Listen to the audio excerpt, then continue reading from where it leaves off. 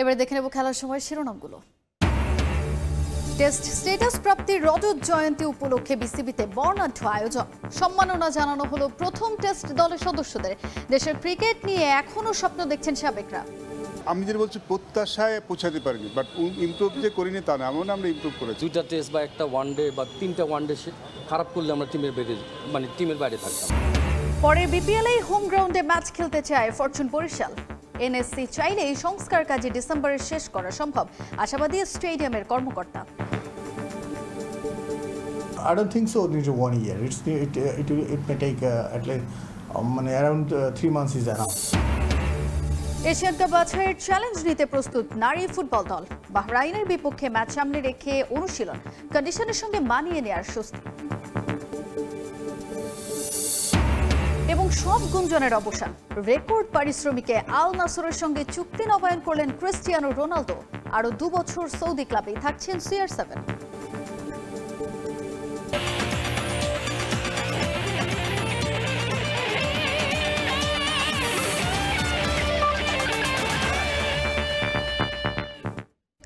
দেখছিলেন শিরোনাম, শুরুতেই ক্রিকেটের খবর।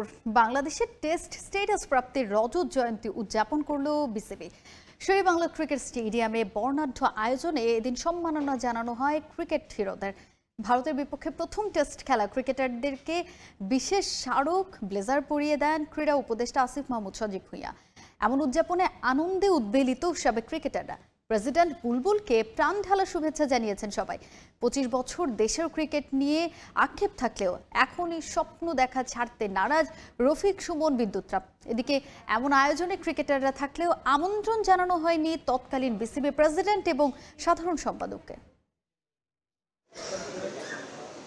দেশের ক্রিকেটের বড় প্রাপ্তির একটি টেস্ট স্ট্যাটাস। 25 বছর আগে 2000 সালের 26 জুন লর্ডস থেকে এসেছিল সেই সুসংবাদ। বিসিবির দায়িত্ব নিয়েই এবার সে মাহেন্দ্রক্ষণ উদযাপন করলেন আমিনুল ইসলাম বুলবুল, বাংলাদেশের প্রথম টেস্ট সেঞ্চুরিয়ান। খুলনা, রাজশাহী, সিলেট, চট্টগ্রাম ঘুরে অবশেষে উৎসবের পরিসমাপ্তি মিরপুরের হোম অফ ক্রিকেটে, যেখানে উপস্থিত ছিলেন 10 ডিসেম্বর ভারতের বিপক্ষে প্রথম টেস্ট খেলা ক্রিকেটাররা। এছাড়াও ছিলেন সে দলের কোচ এবং ম্যানেজার। প্রেসিডেন্টের স্বাগত বক্তব্যের পর একে একে মঞ্চে ডেকে নেওয়া হয় সেই হিরোদের। তাদের স্মারক ব্লেজার পরিয়ে দেন ক্রীড়া উপদেষ্টা আসিফ মাহমুদ সজীব ভুঁইয়া। ব্লেজার গায়ে তারা অটোগ্রাফ দেন মঞ্চে রাখা এক বিশেষ জার্সিতে, আর শোনান নিজেদের 25 বছর পুরানো কিছু গল্প। আমি সবাইকে অনেক অনেক ধন্যবাদ আমাদেরকে আজকে এইভাবে 25 বছর পর রেসপেক্ট দেওয়ার জন্য।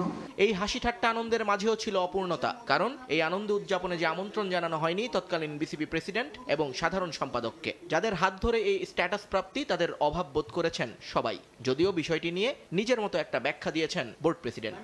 আমাদের ওই টিমে কারা ছিল এবং সেই টিমে সমস্ত প্লেয়ার যারা ছিল, যারা আসতে পারেনি তাদেরকেও আমরা দাওয়াত দিয়েছি। দলের ম্যানেজার, দলের কোচ সবাইকে আমরা দাওয়াত দিয়েছি। কিন্তু এর নেক্সট স্টেজে আমরা যদি যাই বা আমরা যদি আরও এই জিনিসটাকে আরও বড় পরিসরে করি, তখন দেখা যাচ্ছে এটা কয়েক হাজার লোক এখানে চলে আসবে। তো আমাদের শ্রদ্ধা তাদের জন্য সবসময় আছে। আয়োজনের রংহীনতা নিয়ে প্রশ্ন থাকলেও লক্ষ্যটা স্থির বিসিবি প্রেসিডেন্টের। ক্রিকেটের বিকেন্দ্রীকরণ তার প্রধান টার্গেট, যে কারণেই একের পর এক বিভাগ ঘুরে দাঁড় করিয়েছেন ট্রিপল সেঞ্চুরি প্রজেক্ট। আর আমিনুল ইসলাম বুলবুলের এই পরিকল্পনায় পূর্ণ সহযোগিতার আশ্বাস ক্রীড়া উপদেষ্টার। আমাদের দিক থেকে সর্বোচ্চ সহযোগিতা করার মানসিকতা এখন মন্ত্রণালয়ের আছে। মন্ত্রণালয়ের আমাদের সব স্তরে ক্লিয়ারলি নির্দেশনা দেওয়া আছে, যাতে করে সকল ফেডারেশন এবং ক্রীড়া সংস্থার সাথে খুব ভালো কোঅর্ডিনেশন রাখা হয়।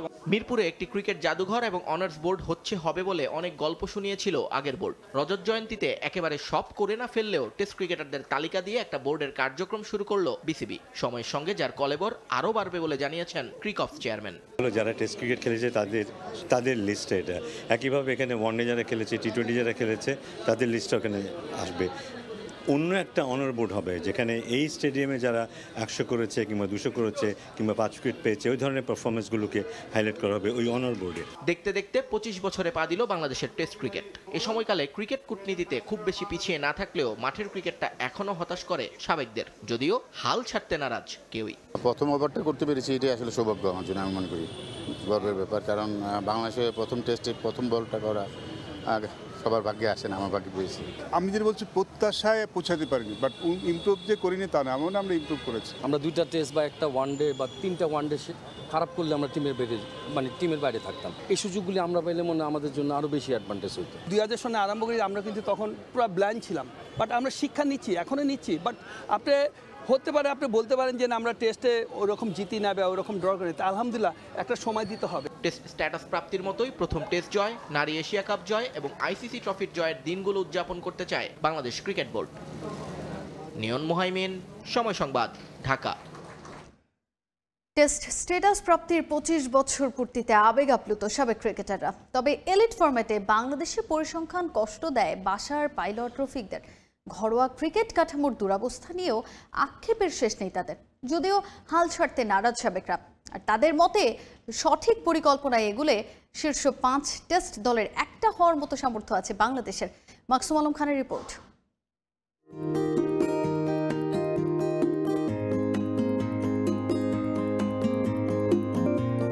সাদা পোশাকে আন্তর্জাতিক ক্রিকেটে 25 বছরের পথ চলা, 2 যুগেরও বেশি সময়ে কয় ধাপ ওপরে উঠল টেস্ট দল। বেশ ধুমধাম করে রজত জয়ন্তী পালন হচ্ছে, যা প্রশংসনীয় উদ্যোগ। কিন্তু মূল যে বিষয়গুলো, অর্থাৎ পারফরমেন্সে উন্নতি কিংবা টেস্ট ক্রিকেট কাঠামোকে শক্তিশালী করা, এগুলো নিয়ে ভাবনা আসলে কতটুকু? টেস্ট স্ট্যাটাস প্রাপ্তির রজত জয়ন্তীর আনন্দ আয়োজনের মাঝে একটা পরিসংখ্যান মনে করিয়ে দেয়া যাক। 25 বছরে জেতা হয়নি 25টা ম্যাচও। এলিট ফরম্যাটে পুয়ার রেজাল্ট কার্ড। 25 বছরে কি এখন আমরা টেস্ট ম্যাচে শিক্ষা নিতে পারিনি? 3 ভাগেরই আপনি জিতছেন আপনার জিম্বাবুয়ের সাথে, অবভিয়াসলি চিটাগাংয়ে আফগানিস্তানের সাথে। সবচেয়ে লোয়েস্ট পয়েন্ট যদি বলেন টেস্ট ক্রিকেটে ইন্ডিয়ার সাথে হারলাম 2 দিনের খেলা, এবং একটা সময় ইন্ডিয়ানরা 8-9 রান করে আমাদের টার্গেট দিয়ে আবার হারিয়ে দিয়েছে।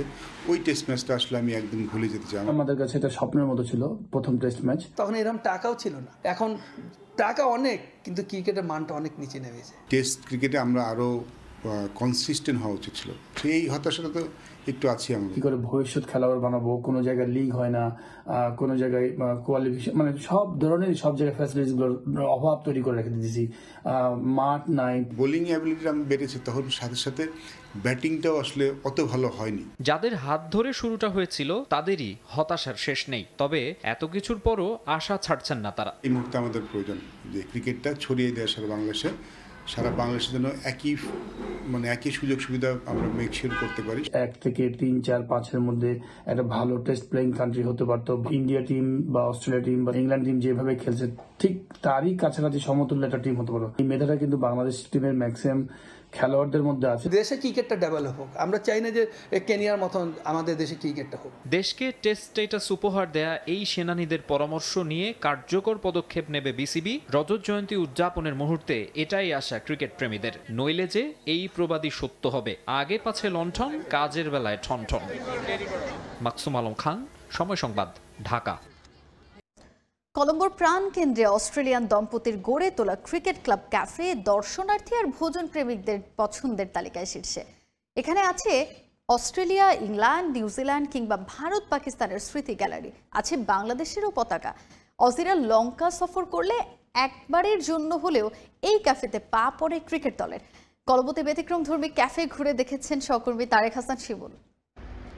ক্রিকেট, কফি আর আড্ডার মিলন কেন্দ্র এই ক্রিকেট ক্লাব ক্যাফে, যেখানে কফির চুমুকে হারিয়ে যেতে পারেন ক্রিকেটের বর্তমান কিংবা অতীতের রাজ্যে।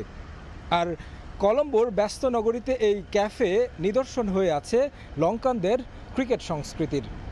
এই ক্যাফের ভেতরে কি কি ক্রিকেটীয় নিদর্শন রয়েছে সেটাই দেখার চেষ্টা করব।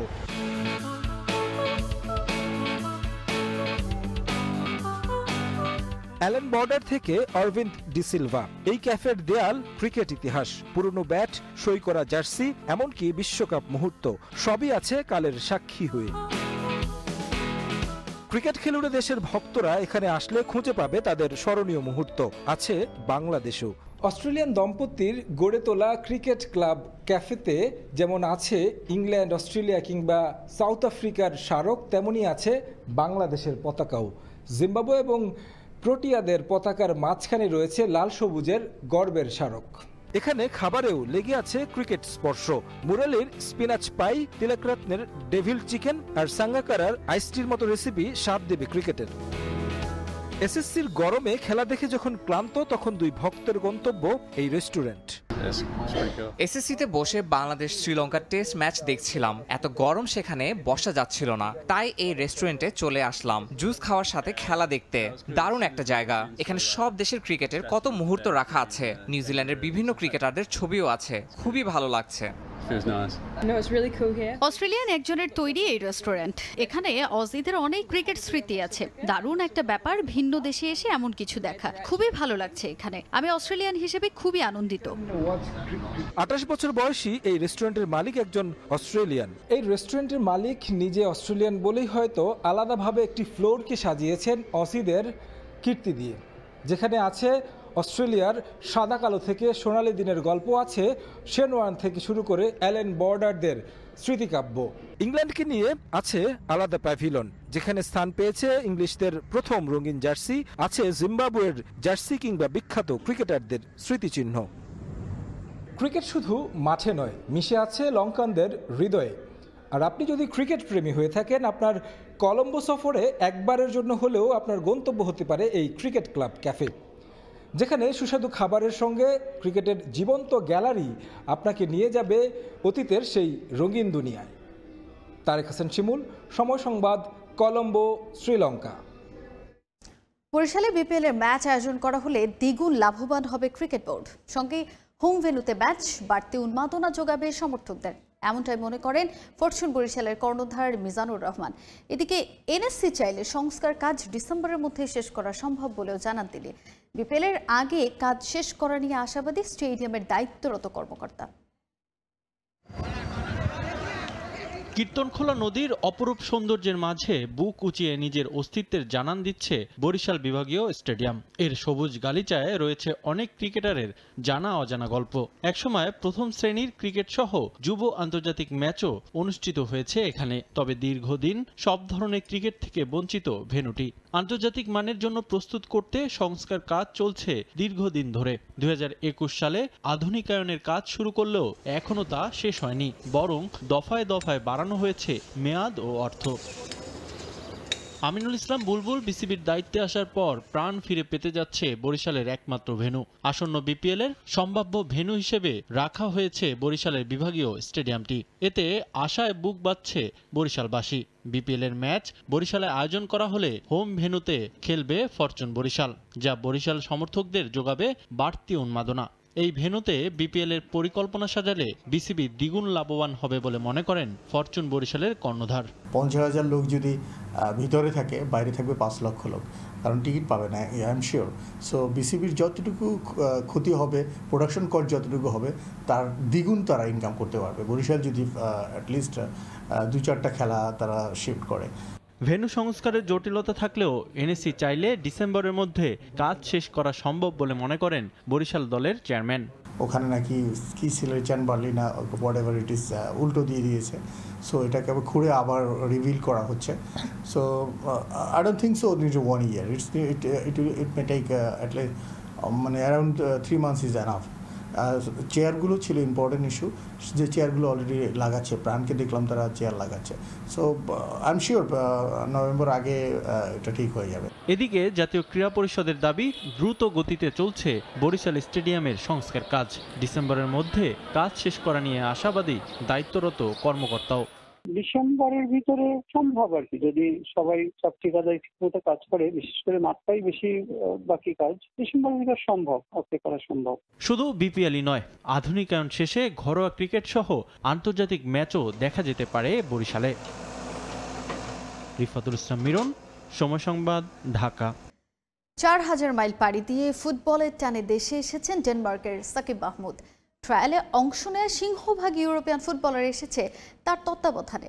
সাকিবের প্রত্যাশা একসময় জাতীয় দলের আলো ছড়াবেন তারা। এদিকে বয়সভিত্তিক দলের পাশাপাশি নারী দলেও বাংলাদেশি বংশোদ্ভূত ফুটবলার নিয়ে পরিকল্পনার কথা জানান সাকিব। দেশের ফুটবল উন্মাদনা পুনর্জাগরণের পেছনে বড় অবদান বাংলাদেশি বংশোদ্ভূত ফুটবলার হামজা চৌধুরী ও সমিত সোমের। তাদের হাত ধরেই হারানো জৌলুস ফিরে পেতে শুরু করেছে লাল সবুজ।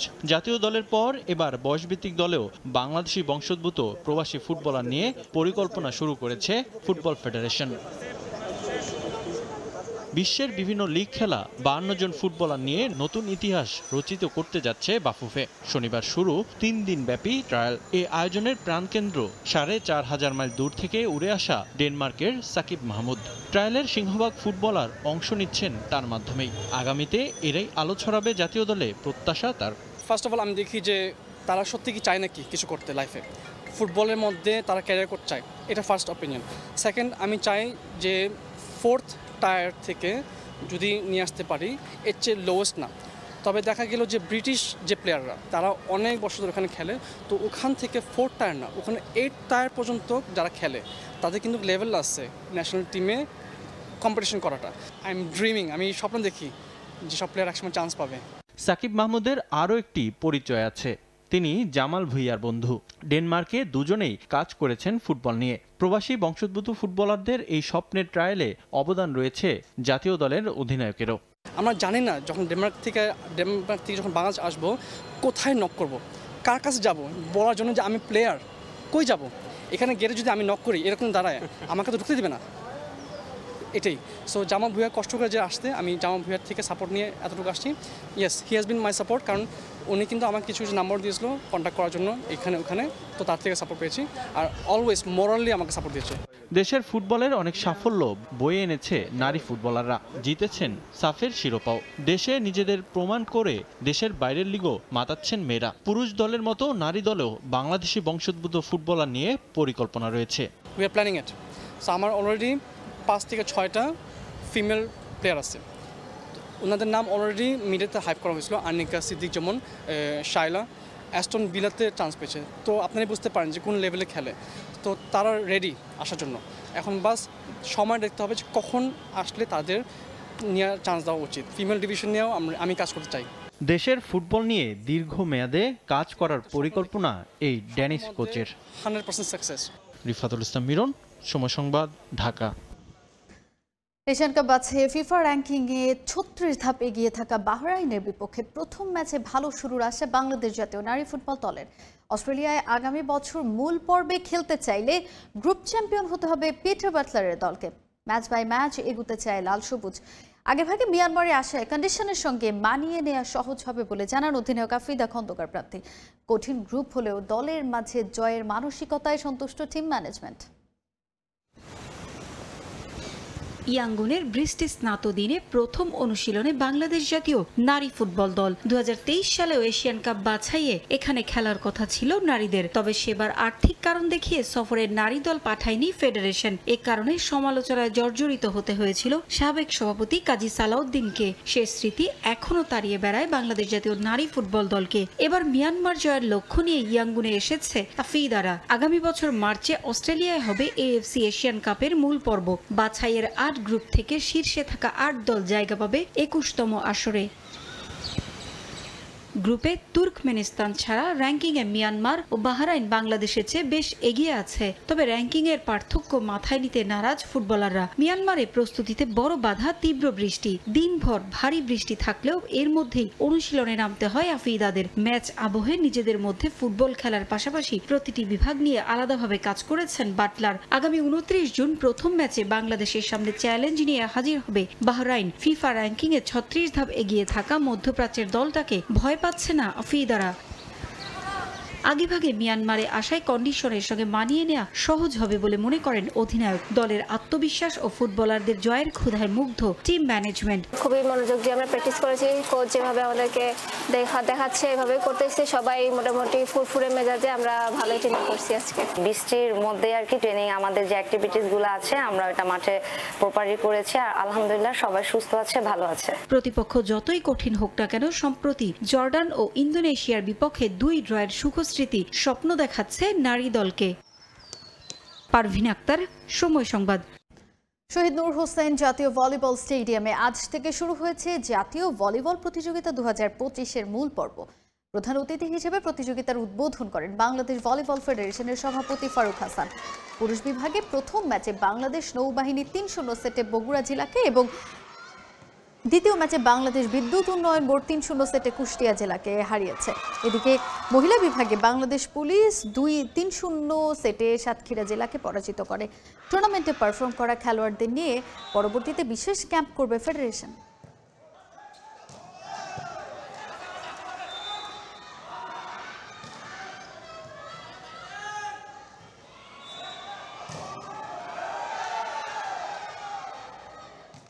এই ধরনের টুর্নামেন্টের মাধ্যমে আগামীতে আমাদের ন্যাশনাল টিম তৈরি হবে এবং এখান থেকে প্লেয়াররা বেরিয়ে আসবে এবং আমরা আরও কিছু টুর্নামেন্ট করতে চাই যেটার মাধ্যমে আমরা রুট লেভেল থেকে আরও বেশ কিছু প্লেয়ার আসতে পারে এবং এখানে আমাদের যে সীমাবদ্ধতা আছে মাঠের, এখন আমরা অ্যাটলিস্ট এই স্টেডিয়ামটাকে আমরা পুরোপুরি ইউটিলাইজ করতে চাই এবং সেখানে আরও প্র্যাকটিস ট্রেনিং করে আমাদের প্লেয়াররা যারা আসবে এদেরকে নিয়ে আমরা ইন্টারন্যাশনাল টুর্নামেন্টে যেতে চাই। আগামী জুলাইয়ে ইংলিশ চ্যানেল পাড়ি দিতে যাচ্ছেন দেশের 2 সাঁতারু মাহফিজুর রহমান সাগর ও নাসিমুল হক। 17 জুলাই ইংলিশ চ্যানেল পাড়ি দেওয়ার মিশনে নামবেন তারা। 1987 সালে দেশসেরা সাঁতারু মোশাররফ হোসেন খানের পর আবারও এই চ্যালেঞ্জ নিচ্ছেন এই 2 সাঁতারু। সাগরের নানা প্রতিবন্ধকতা থাকলেও নিজেদের সামর্থ্যে আস্থা রাখছেন তারা। যেহেতু এটা চ্যালেঞ্জিং বিষয়, একা করা খুব ডিফিকাল্ট, তো সেই ক্ষেত্রে আমরা একটা গ্রুপ করি 2 জন বাংলাদেশ থেকে, আরও কয়েকজন ইন্টারন্যাশনাল সুইমার নিয়ে আর কি দলগতভাবে ইংলিশ চ্যানেলটা করব। 17 জুলাই থেকে 23 জুলাইয়ের ভিতরে আমাদের স্লটটা স্রোত ঢেউ এই কারণে 34 কিলো 40 কিলো মিনিমাম হয়, ম্যাক্সিমাম আরও বেশি হয়ে যেতে পারে। সুইমিংয়ের ব্যাপারটা যে কোল্ড ওয়াটার, এখানে জেলিফিশ সহ সি অ্যানিমেলগুলোর একটা অ্যাটাকের চান্স থাকে। তারপরে বিজি টানেল থাকে, ইংলিশ চ্যানেলের যে বিজি টানেল, বিশাল কার্গো শিপগুলো ওখানে যাতায়াত করে। এছাড়াও রাফ ওয়েদার থাকে, যে কারণে আসলে কেউ এটা যেতে ইচ্ছা পোষণ করেন। বাংলাদেশ সুইমিং ফেডারেশন আমাদের জন্য একটু চেষ্টা করতেছে, বিভিন্ন জায়গায় মেসেজ পাঠাচ্ছে। আশা করি হয়তো কোনো একটা পজিটিভ একটা নিউজ আসবে। সব গুঞ্জনকে উড়িয়ে দিয়ে আল নাসেরেই থাকছেন Portuguese goal machine Cristiano Ronaldo. নতুন করে 2027 পর্যন্ত চুক্তির মেয়াদ বাড়িয়েছেন CR7। তবে শুধু চুক্তি বাড়ানোই নয়, শিরোপা পুনরুদ্ধারে আল নাসেরকে ঢেলে সাজাতেও কাজ করছেন Ronaldo.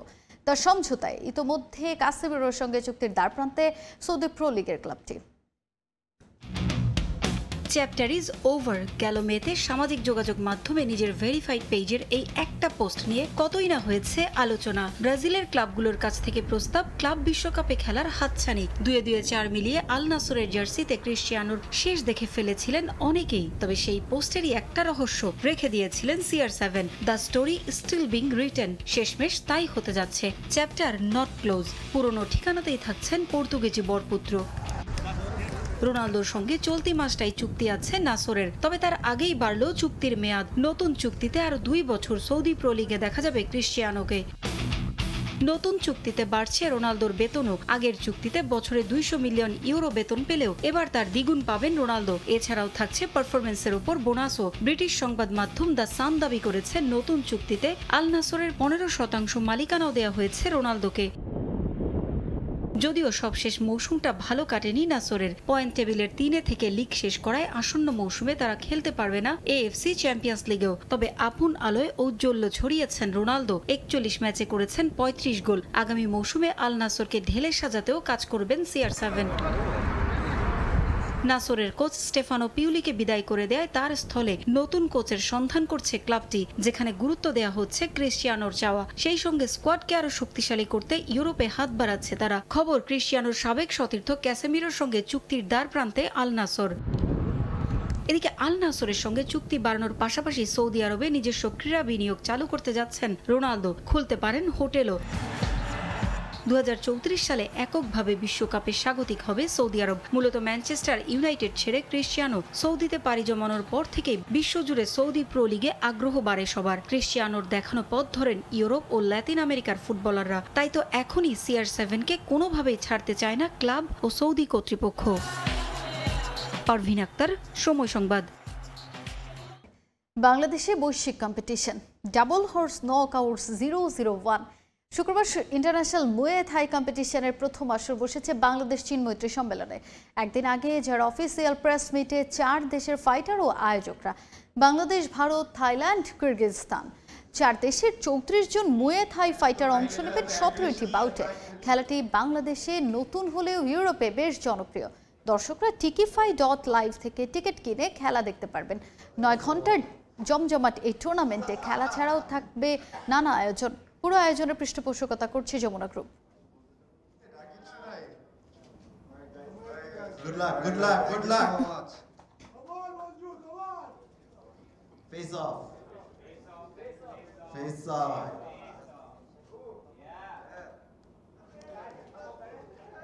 Didn't even flinch. Charger ছবি না লাগবে please, let's do it right now. এ পর্যায়ে খেলার সময় শীর্ষ সংবাদগুলো জানিয়ে দিচ্ছে আরেকবার। টেস্ট স্ট্যাটাস প্রাপ্তির রজত জয়ন্তী উপলক্ষে বিসিবিতে বর্ণাঢ্য আয়োজন। সম্মাননা জানানো হলো প্রথম টেস্ট দলের সদস্যদের। দেশের ক্রিকেট নিয়ে এখনও স্বপ্ন দেখছেন সাবেকরা।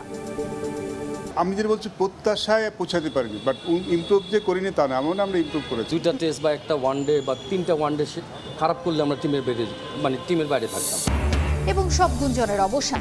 রেকর্ড পারিশ্রমিকে আল নাসরের সঙ্গে চুক্তি নবায়ন করলেন ক্রিস্টিয়ানো রোনালদো। আরও 2 বছর সৌদি ক্লাবেই থাকছেন CR7।